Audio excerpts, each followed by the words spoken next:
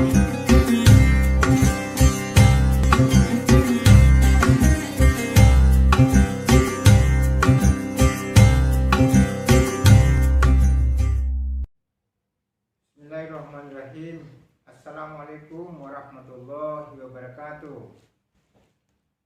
Alhamdulillahilladzi 'allama bil qalam, 'allamal insana ma lam ya'lam. Asyhadu an la ilaha illallah wa asyhadu anna Muhammadar Rasulullah. Allahumma shalli wa sallim wa barik alaihi. Para pendengar, pemirsa yang senantiasa mencintai kehidupan yang lebih indah. Mengapa di dalam kehidupan ini Allah Subhanahu wa Ta'ala selalu memerintahkan kepada kita, tafakkaru fi khalqillah wala tafakkaru fi zatillah. Perintah Allah melalui sabda Rasulullah sallallahu alaihi wasallam. Berpikirlah tentang apa yang diciptakan oleh Allah Subhanahu wa Ta'ala, tetapi jangan kamu berpikir tentang zat Allah Subhanahu wa Ta'ala. Karena itu di dalam tradisi filsafat, istilah Yunaninya adalah filsafat pantheisme yang diajarkan oleh Plotinus sebagai Neoplatonisme. Plotinus mengajarkan bahwa untuk mengkaji secara mendalam dan mengetahui tentang keberadaan atau eksistensi Tuhan, minimal digunakan dua metode. Metode pertama adalah metode top down. Metode kedua adalah metode bottom up. Metode top down adalah bagaimana kita melihat, mengkaji, merenungkan bahwa Allah Subhanahu wa Ta'ala memperkenalkan diri kepada makhluknya. Sedangkan metode bottom up, manusia yang melakukan kajian terhadap alam ini sebagai instrumen, alam sebagai alat untuk menuju keyakinan bahwa ada penciptanya, itulah Allah Subhanahu wa Ta'ala. Dalam pemikirannya Al-Farabi, seorang filosof Islam, menyatakan bahwa manifestasi daripada sebuah hadis tafakkaru fi khalqillah wala tafakkaru fi zatillah, beliau melahirkan sebuah teori yang disebut dengan emanasi. Emanasi itu adalah pancaran. Pancaran inilah teori pancaran. Tuhan menciptakan makhluk itu dengan melalui pancaran akal-akal. Yang disebut di situ ada akal murni. Itulah Allah sebagai maha pemikir, maha pencipta, maha segala-galanya.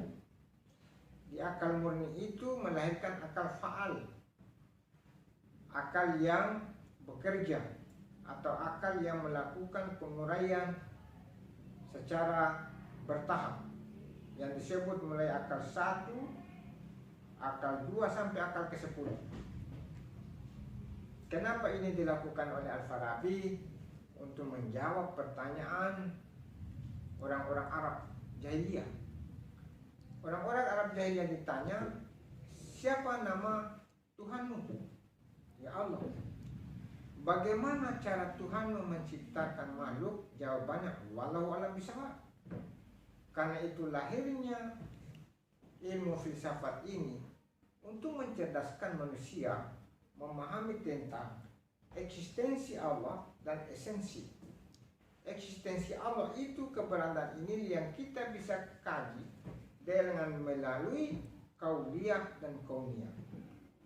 Kauliyah Allah adalah firman-Nya, kauniyah adalah realitas.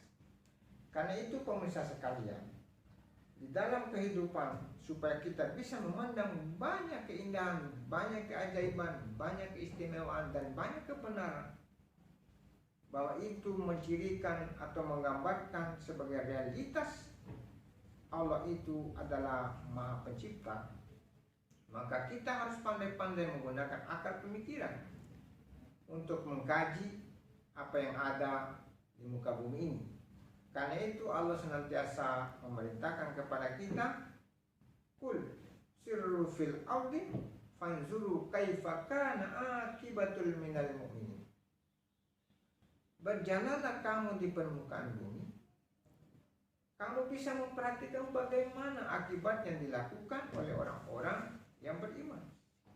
Karena itu sebenarnya traveling itu adalah proses untuk melakukan kajian sekaligus menikmati keindahan, menikmati tanda-tanda kenyataan yang diciptakan oleh Allah Subhanahu wa taala melalui generasi-generasi yang masa lalu dan boleh jadi menjadi inspirasi generasi masa depan. Karena itu pemirsa sekalian, untuk melihat alam ini maka lahirlah cabang-cabang ilmu pengetahuan. Ada the natural science, ada social science. Ada ilmu pengetahuan alam, ada ilmu pengetahuan sosial. Di ilmu pengetahuan alam ini terbagi lagi menjadi beberapa cabang. Ada ilmu eksakta, ada ilmu kimia, fisika, biologi. Dan disinilah fungsi akal untuk melakukan kajian-kajian ilmu pengetahuan yang ada di permukaan bumi. Begitu juga ilmu sosial. Ilmu sosial itu harus belajar tentang sejarah, tentang geografi, tentang sosial, tentang psikologi dan seterusnya, belajar tentang agama, bahasa dan seterusnya. Karena itu pemirsa sekalian, orang yang tidak menggunakan akal dan tidak memaksimalkan akal dalam kehidupan, dia tidak bisa menemukan kebenaran-kebenaran yang nampak dalam kauniyah atau ciptaan Allah Subhanahu wa taala. Dan jangan lupa, ingatlah bahwa di dalam pemikiran manusia itu ada beberapa tingkatan-tingkatan. Ada akal potensial, ini manusia paling rendah. Tidak memfungsikan akal, hanya potensi untuk mengkonsumsi, menikmati sesuatu yang material. Yang kedua ada akal aktuil, ya, ada akal aktuil. Ini akal yang sudah menuju kepada dunia vertikal dalam rangka memasuki yang disebut dengan akal kritis. Orang yang kritis ini adalah orang yang paling cerdas, tapi kritis yang berdasarkan Islam value. Jadi ada nilai Islam. Di atas akal kritik ada namanya akal malakul. Di atas ada akal malakul ada namanya akal mustafa. Karena itu pemirsa sekalian, bagaimana mengasah otak atau mengasah akal untuk senantiasa mengagumi ciptaan Allah sekaligus meyakini, dan kan itu adalah bagian daripada iman. Iman kepada Allah Subhanahu wa taala bukan hanya iman kepada eksistensinya, tetapi iman kepada esensinya, serta iman kepada sifatnya, iman kepada nama-nama yang baik pada dirinya, dan iman kepada semua ciptaannya. Karena itu, perlakukanlah semua makhluk ini sebagaimana engkau memperlakukan dirimu. Karena Allah tahallaq bi akhlaqillah, berakhlaklah kamu kepada semuanya sebagaimana akhlak Allah kepada semua makhluknya. Semoga ada manfaatnya menjadi renungan kita menjadi manusia yang bijak untuk mampu melihat banyak keindahan yang diciptakan oleh Allah Subhanahu wa taala. Wassalamualaikum warahmatullahi wabarakatuh.